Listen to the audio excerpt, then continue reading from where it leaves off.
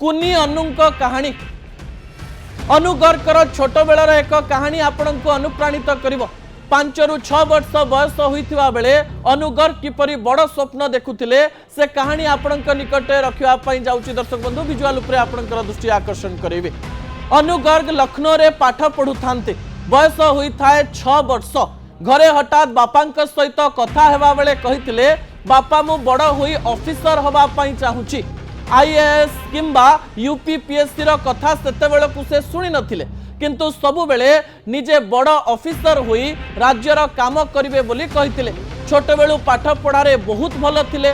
एमिति कि तांकर कैरियर रु जहा तथ्य सामना को आसीची प्रथम श्रेणी रु एमए सोशियोलॉजी पर्यंत से केबे हेले भी द्वितीय स्थान अधिकार करि नाहंती।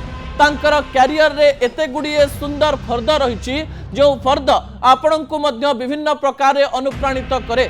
जड़े महिला जदि भावी निए जे से सबु काम करि पारिबो से सबु काम सतरे करि पारिबो। घरर काम ठारू आरंभ करी अनुगर को प्रशासनिक कार्य पर्यंत सबु प्रकार काम आसे बोली आख पाखरे थिबा आईएएस ऑफिसर माने सबु बेले चर्चा करंती। ता परवर्ती प्रसंग टीवी स्क्रीन को आनिबा पई अनुरोध करिबी। अनुंक कैरियर आपणक टीवी स्क्रीन रे रहिछि।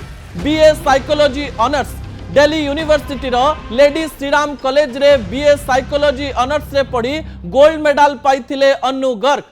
तापरे एमए करथिले लखनऊ यूनिवर्सिटी रे। निज घर को फेरी जाइथिले पीजी करथिले एवं लखनऊ यूनिवर्सिटी रे पीजी करी सिविल सर्विस पाठ पढ़िबार स्वप्न देखिथिले एवं तापरे master of public health Johns Hopkins University USA रु करथिले।